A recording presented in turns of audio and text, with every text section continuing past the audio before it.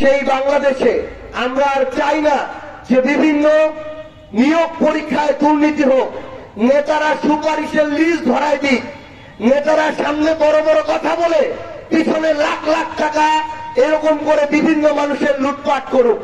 আমরা চাই না একটা মেধাবী ছেলে তার ঘর বন্ধক দিয়ে গরু ছাগল বিক্রি করে তাকে একটা চাকরি নিতে হোক। আমরা চাই যে মেধাবী সে নিজের যোগ্যতায় নিজের মেধার পরীক্ষায় উত্তীর্ণ হয়ে বিভিন্ন গুরুত্বপূর্ণ জায়গাগুলোতে যাক।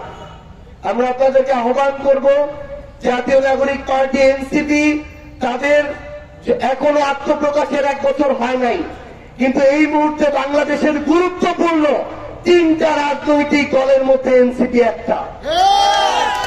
বাংলাদেশের ইতিহাসে কোন রাজনৈতিক দল এত কম সময়ে বাংলাদেশের এত বৃহৎ পরিসরে আকার ধারণ করতে তারা পারে নাই।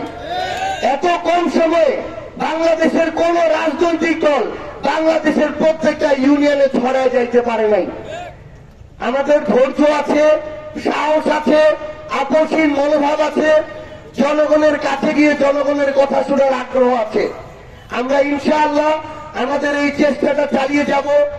1 বছর 2 বছর হয়তো 5 বছর লাগবে, কিন্তু আমরা মনে করি এর মধ্যেই আমরা আপনাদের প্রতিনিধি হিসেবে ওই সংসদে সরকারি দল হিসেবে গিয়ে আপনাদের প্রতিনিধিত্ব করতে পারবো, আপনাদের অধিকারের কথা বলতে পারবো, আপনাদের অধিকার বাস্তবায়ন করতে পারবো।